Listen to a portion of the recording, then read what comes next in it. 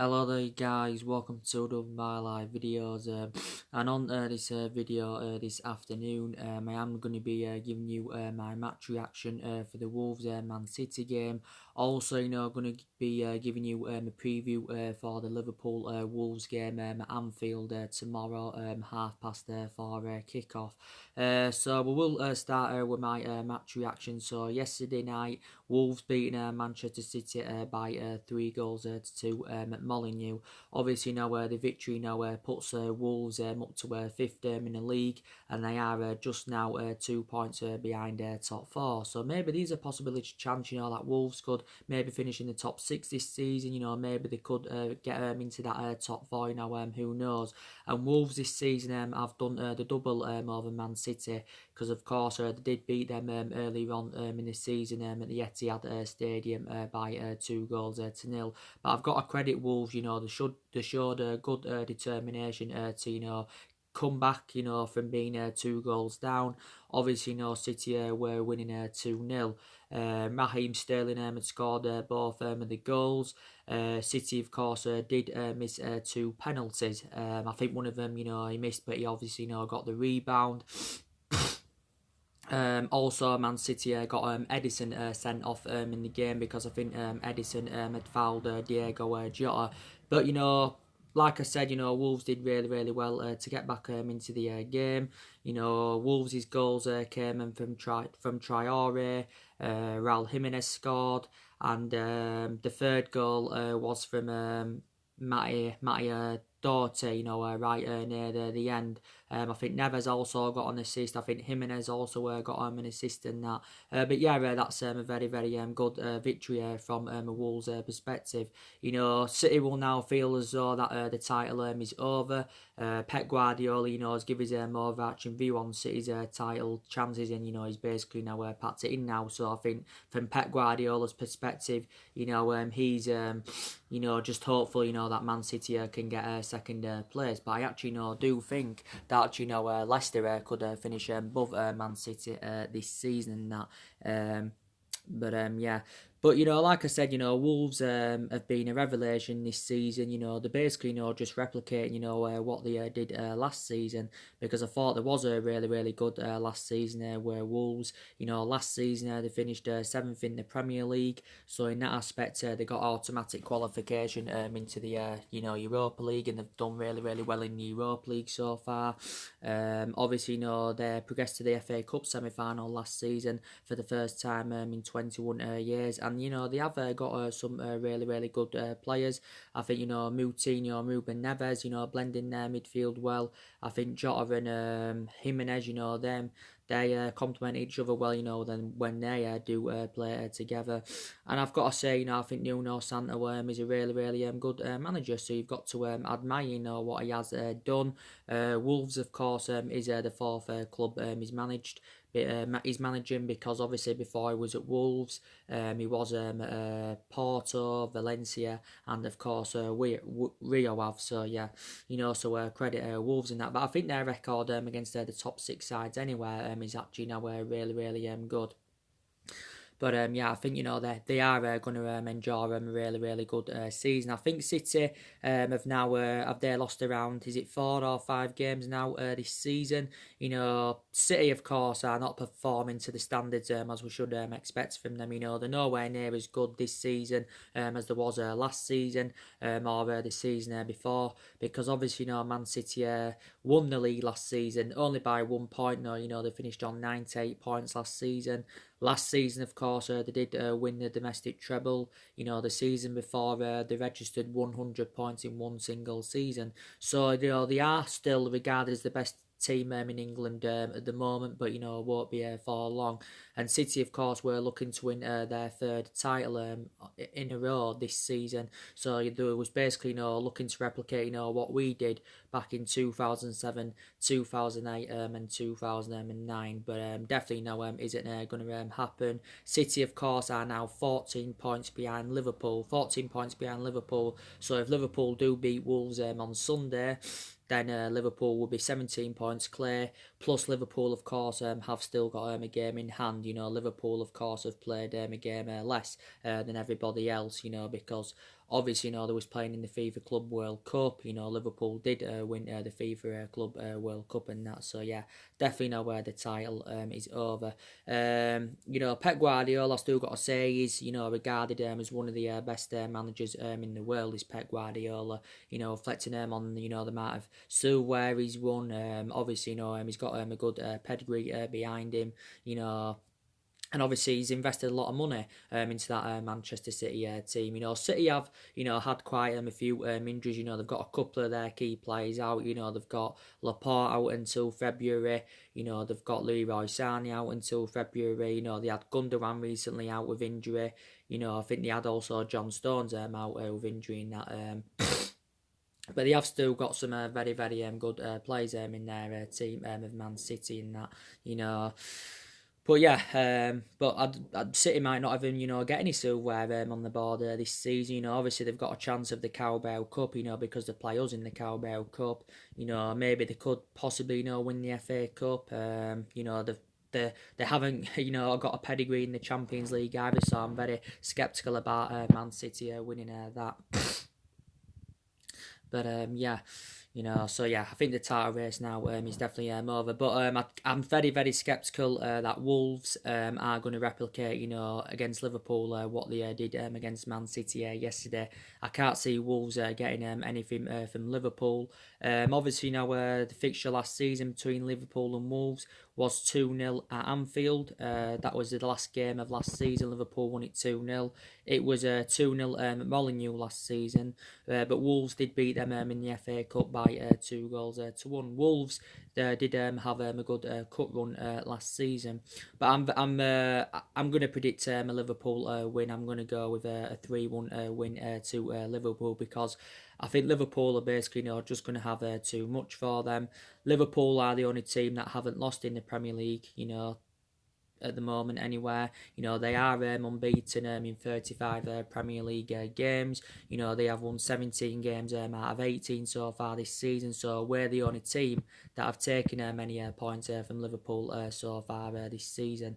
But yeah, I think Liverpool are definitely going to win this game. But they are on course to win their first title for 30 years, but they've actually never won the Premier League since it got named back in 1992, or was it 1993? But yeah, I think they are definitely not going to win it this season. And I thought Liverpool put a fantastic performance out against Leicester on Boxing Day. They comfortably beat Leicester by 4 goals to 0 at the King Power Stadium. I was actually shocked at the result. I wasn't shocked at Liverpool winning, but I'm just shocked with them how they beat Leicester. I thought it might have been a 2-1, maybe a 3-1, but I didn't think it'd have been as comfortable as it was for Liverpool, because I've got to say Leicester have been revelation this season. I still actually believe, from my own perception, that Leicester will finish in the top 4 this season. I think they could still actually get second, Leicester, but yeah, Liverpool won comfortably, and Liverpool, have had quite a few injuries. Take that into account, and they've still got injuries. They've got obviously Oxlade-Chamberlain out. They've got Fabinho out. They've got Dejan Lovren out.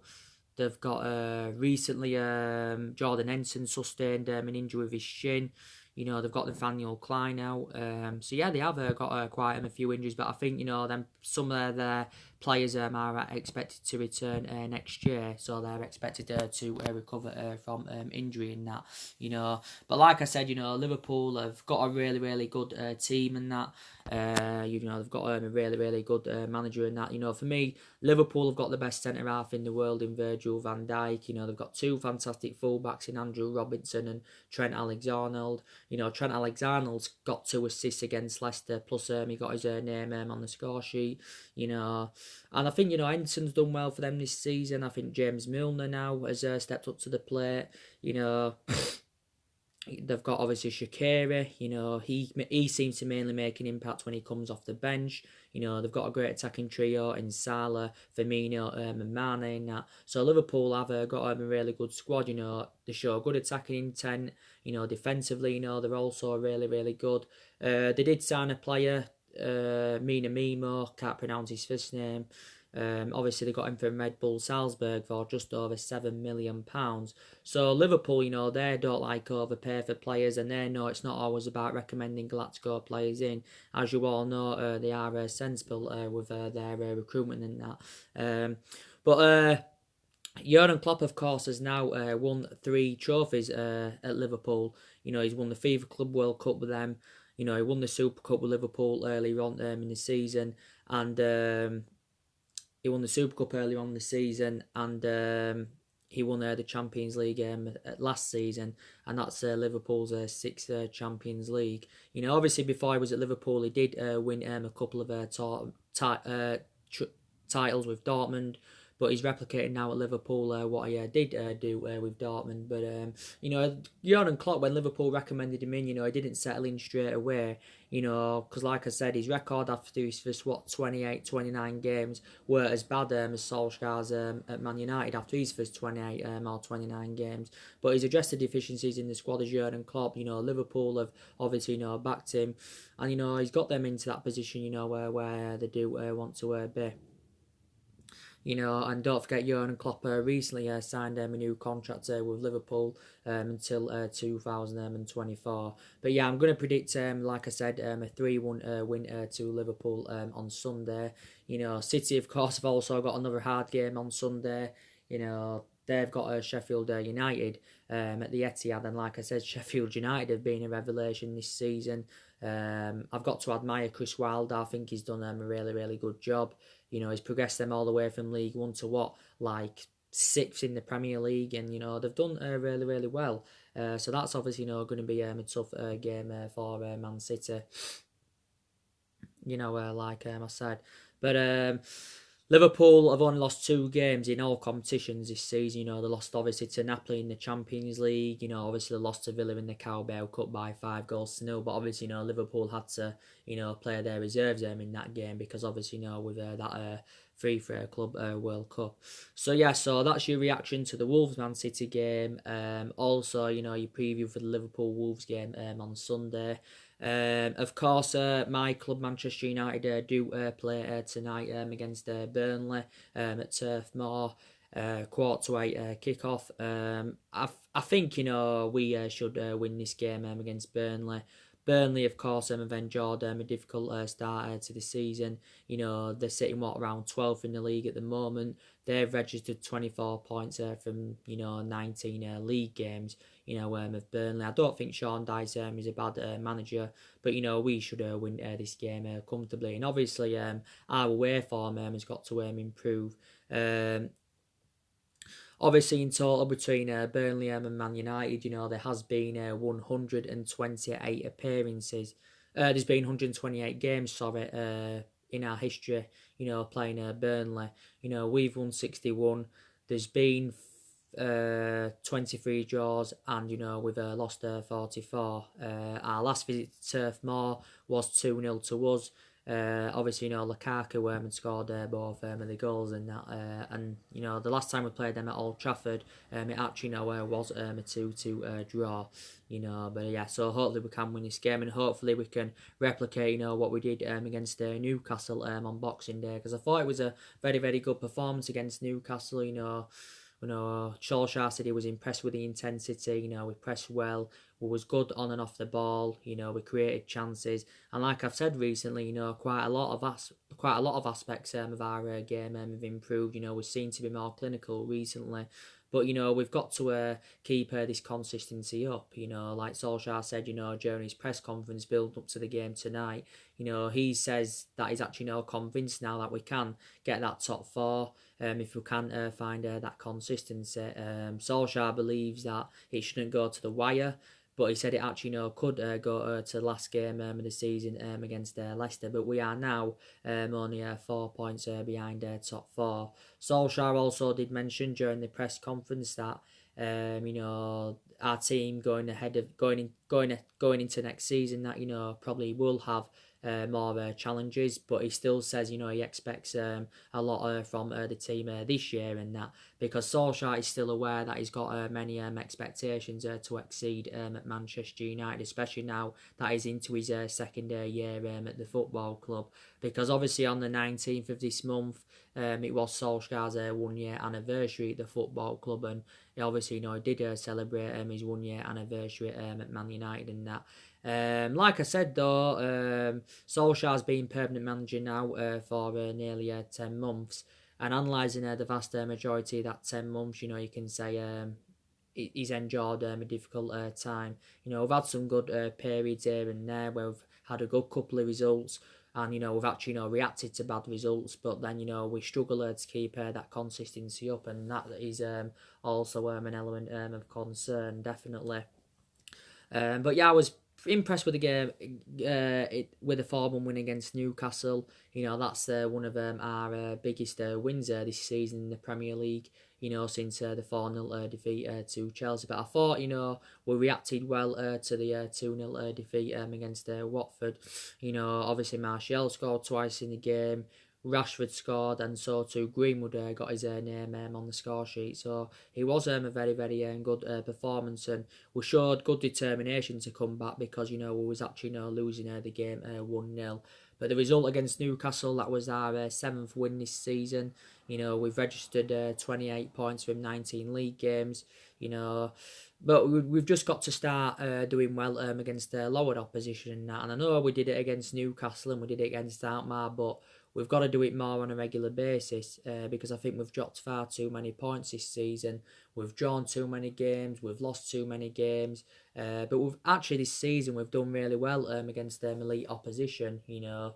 Yeah, but we haven't really replicated that against the lower opposition, like I said, and we have enjoyed our worst start to a Premier League season for around 30 years, and obviously reflecting on that, Solskjaer's been under intense pressure for the vast majority of this season.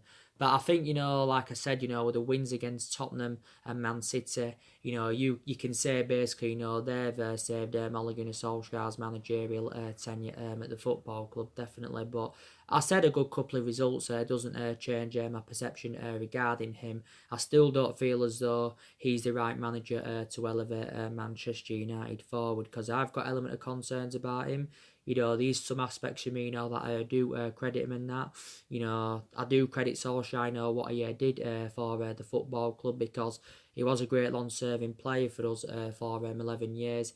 And he flourished under Alex Ferguson's guidance. But I think as a manager, my perceptions are different, because I think as a manager, he's totally comparison to how he was as a player. You know, hasn't really got a pedigree behind him in terms of management as Solskjaer. This Manchester United is the third club he's managing so far in his managerial career, because the previous clubs he managed was Mould. He won a couple of Norwegian titles with Mould. Obviously, before he was at Mould, he was at Cardiff. He enjoyed really a short tenure with Cardiff. He managed around 28 or 29 games for Cardiff in all competitions. But obviously, you know, got sacked from them because Cardiff had got relegated. But Solskjaer in total has, you know, managed now 58 games in the Premier League so far.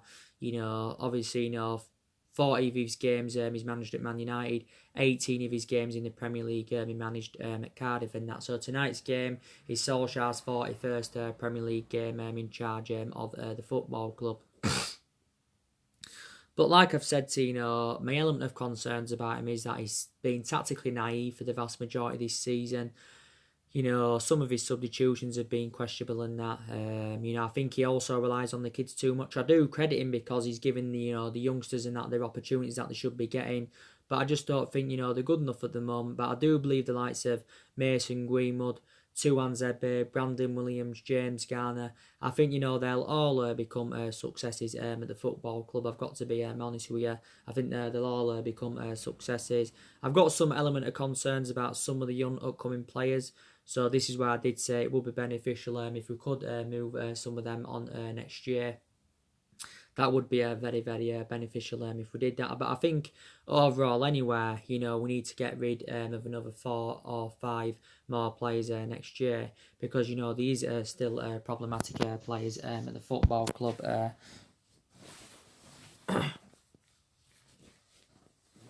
That do need to be moved on. Just get this.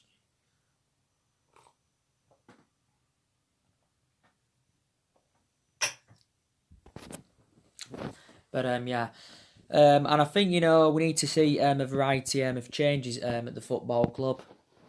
I think we don't only need a change as management. I think we also need to get rid of our current board, because our board have been a liability for several years. I think we also need to get rid of the Glazers. A lot of our fans have been criticising the Glazers. I think we also need to get rid of Ed Woodward. I think we need to get rid of our coaching staff and that, despite the fact that Solskjaer recently said that, we've got one of the best facilities in the country, we've got one of the best staff in the country, and that, this is what Solskjaer was saying. So like I said, yes, we need to see a variety of changes at the football club, definitely. But Solskjaer, of course, is making plans for the January transfer window. It's less than a week now until the January transfer window opens. I think we're looking to sign at least 2 players in January. Solskjaer recently admitted that our rebuild is behind schedule. This is what he did say. But he did recently actually written off the remainder of the season, because Solskjaer knows we're not in that commanding position that we should be in. Reflecting on the size and the potential of the club, and reflecting on the amount of money that's been spent at the football club over the years, in all the managerial eras since the Ferguson era. I think this might be true, or this might be me estimating. I think we've spent around, is it 600, 700 odd million pounds on recruiting new players in. This is including, what we spent under Solskjaer in the summer, because we spent nearly 150 million pounds in the summer on Daniel James, Wan-Bissaka and Harry Maguire. And like I said, they've all enjoyed fantastic starts to their Manchester United careers, and you can say they've actually been our best players, the new signings and that. But next year, it's very imperative. It's very imperative that we do recruit the right calibre players in. We address the deficiencies in the squad. Like I've said to you on my recent videos, the 2 main priority areas is that midfield. We've got to address that midfield. We also need to get a couple of strikers in. We also need a right winger, and there's possibly no other areas in the squad as well that do need to be addressed. But our board are determined to back him. We're going to give him at least a couple more windows to see who else he can recommend in to the football club. And he's going to be given unlimited funds. But I think we're going to spend a substantial amount on recruiting new players in to the football club next year. But we have got a lot of players on our agenda. Obviously Erling Haaland's one of our main priority targets. There's been a lot of speculation regarding Jack Grealish from Aston Villa. Obviously, there's still a lot of rumours emerging out about James Maddison. Obviously, Declan Rice has been on our agenda. So I actually believe the vast majority of the players we was in for during the summer, we will reignite our interest in them next year. Definitely in that.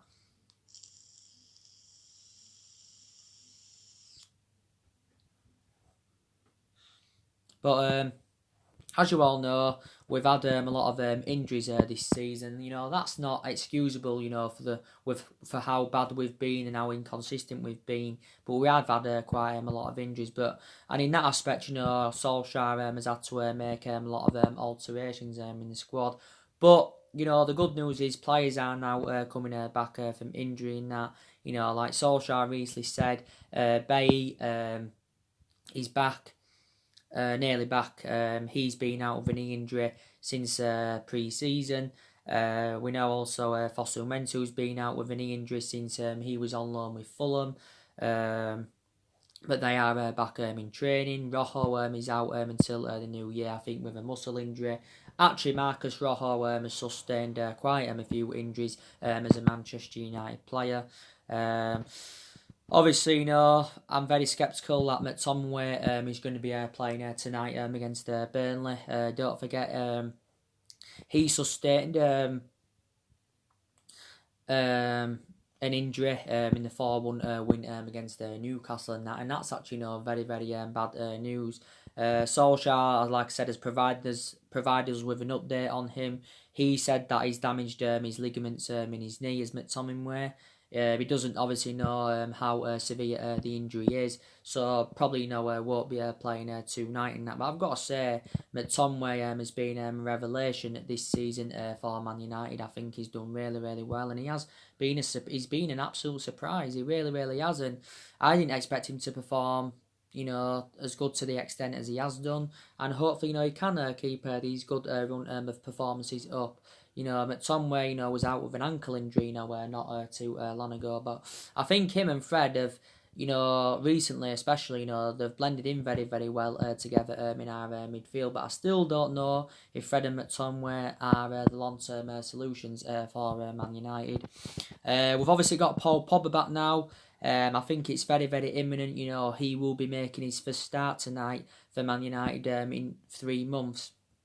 Because Paul Pogba was out with an ankle injury for 3 months. And then obviously, he had an illness. But Paul Pogba has made 2 substitute appearances in the last 2 games. He came on against Watford and made an impact. He also came on against Newcastle and made an impact. And Pogba he can thread passes.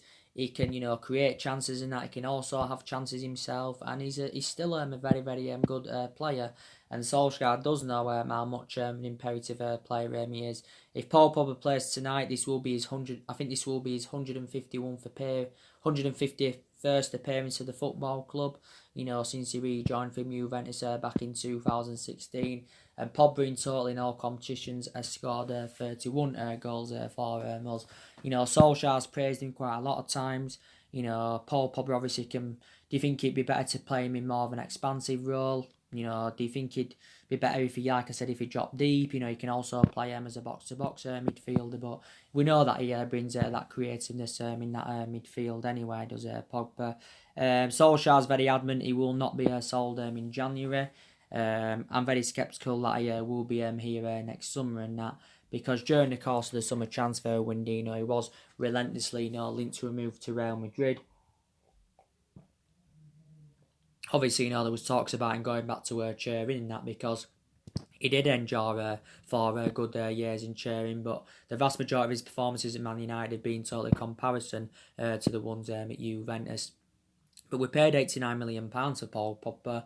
He's our most expensive signing. He's on a substantial amount at the club. He's on £290 a week. He's got around 17 months left on his current contract. But overall, anyway, we've got a lot of players on big contracts. We've obviously, we're well known for overpaying for players. Like I said, prime example, 50 million for Fred. 80 million for Harry Maguire. We did overpay for Harry Maguire, but I've got to say I think he's addressed our defensive deficiencies well as Maguire, I've got to say. So we have overpaid for quite a few players. But I think,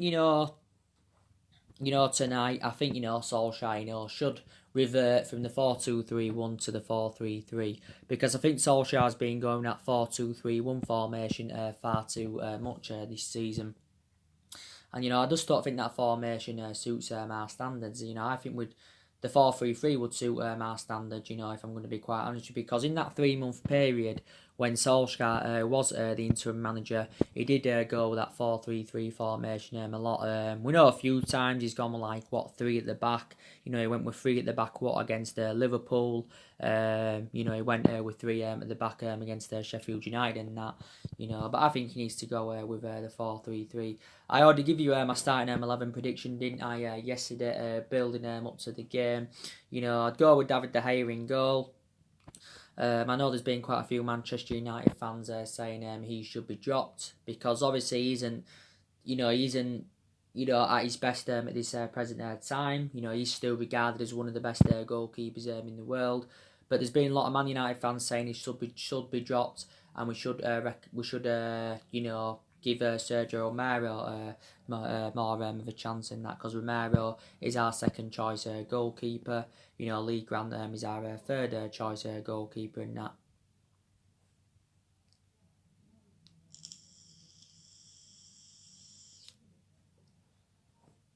But I've got to admire De Gea. I think he's, had a good career with Man United. He's had a good 7.5 years. The 8 years he's been here. He's now into his 9th season at Manchester United, so he's been a long servant here. De Gea, of course, is now on over 300 odd appearances for the club in all competitions.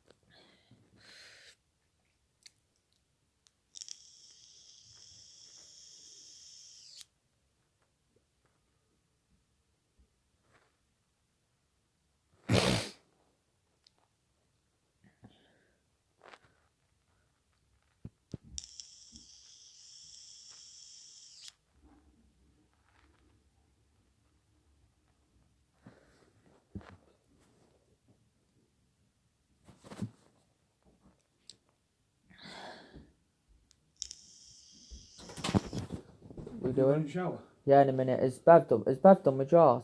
Oh no, she can't. She's cleaning out the house now. Alright. She's downstairs doing it all. Alright.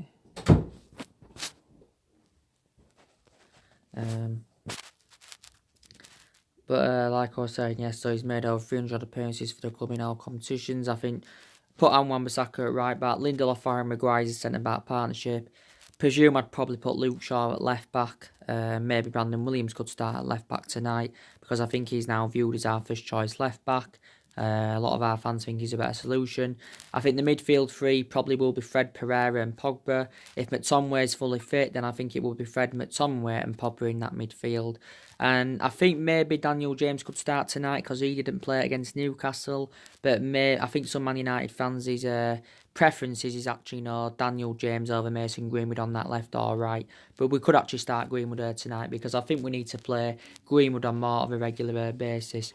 But I'm going to go with, either Daniel James on the left, either Daniel James or Greenwood. I'm going to go with probably Greenwood. I think he'll put Greenwood on the right, Rashford on the left, and Martial up top. Because obviously, Rashford operates now out wide because Martial plays central. But like I said, Martial is more effective in that central position.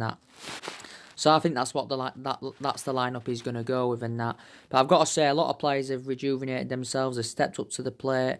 I've been very impressed with Rashford. He's on 15 goals now this season. He's nearly now on 200 appearances for the football club in all competitions. So far, Rashford has spent the entirety of his career with Manchester United. I don't think he'll spend the entirety of his career from now on, at Manchester United. And that I think at some point he will move on. Being impressed with Martial in the games he's played in this season. Daniel James has been a revelation. Lingard's recently rejuvenated himself. So a lot of players have stepped up to the plate. But we won't sack Solskjaer now, like I said. We're determined to give him more time. But we won't sack him now. And obviously, if we did, we'd have to pay something anyway to get rid of him because he's on a 3-year contract worth around £7.5 million a year. And as you all know, we're not really known for the sacking football club. Despite the fact that we've sacked 3 managers since the Ferguson era.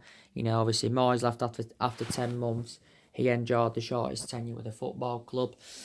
And that was Ferguson's fault, for obviously, recommending him in, because obviously, they were both Scottish. Then Van Gaal came and he lasted over the year. He got sacked despite the fact he won the FA Cup. And we had Mourinho for 2.5 years. He enjoyed a 2.5-year tenure at the club, did Jose Mourinho. I did give the variety of reasons why it didn't work out under Mourinho. Because obviously he had bad disputes with the board. He had bad disputes with the top players.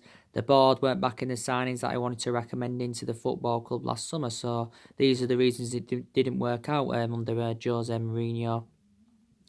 But like I said, Solskjaer won't invoke Ferguson's legacy at Man United. I can definitely assure that. Even if he is to be given another 3 to 4 years, I don't think he'll emulate into Ferguson.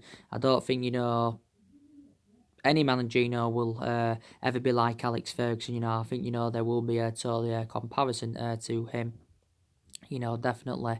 But there will be more videos coming up very, very soon. May do a video, in next few hours, to give you an update on some more transfers and all that, and so we will see. So I'm going to go read some transfer news up now. So yeah, so anyway guys, drop your comments, likes below on the channel if you do consider a subscribe, as always, and take care, God bless, and I'll see you all again very, very soon.